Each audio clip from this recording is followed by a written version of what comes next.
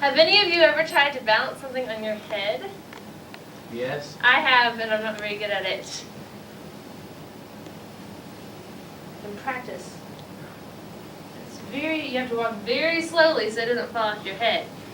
Well, I'm going to tell you a story today about a peddler, which just means that he goes off and sells something. And this peddler was very good at balancing things on his head. My story is by a woman named Esfer Slobodkina.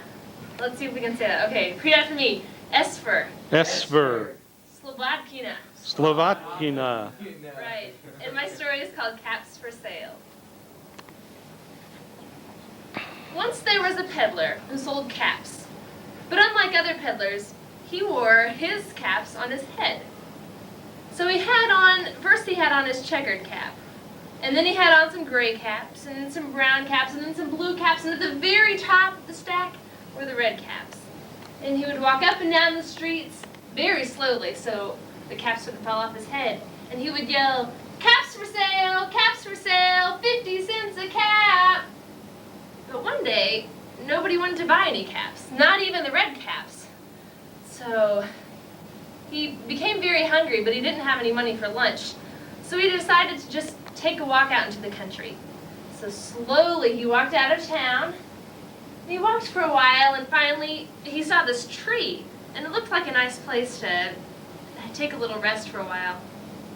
And so slowly he carefully sat down and leaned back little by little against the tree. And right before he went to sleep, he checked to make sure his hats were straight. His checkered cap and his gray caps and his brown caps and blue caps, and at the very top were the red caps.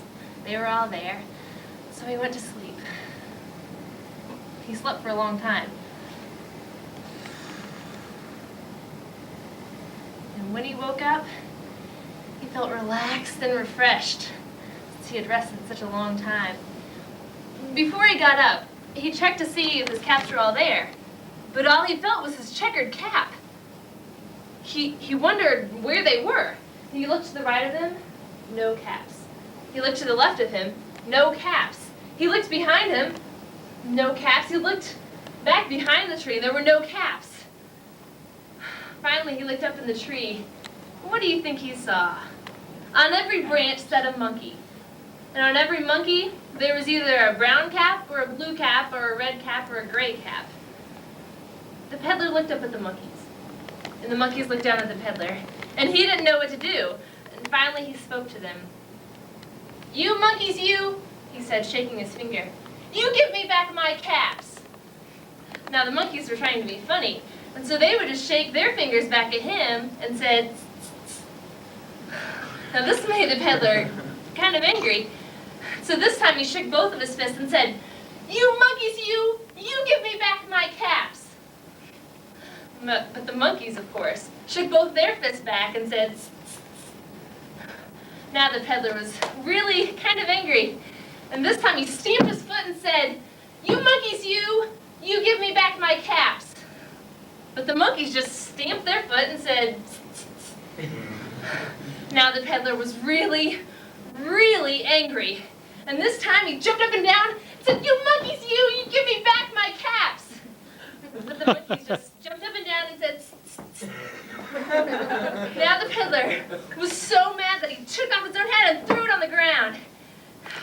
He began to walk away, but the monkeys, one by one, took off their caps. And all the gray caps and all the brown caps and all the blue caps and all the red caps came fluttering to the ground. And so the peddler got his caps back together, first putting on his checkered cap, and then putting on the gray caps, and then the brown caps, and the blue caps, and on the very top were the red caps. And very slowly, he walked back into town yelling, caps for sale, 50 cents a cap.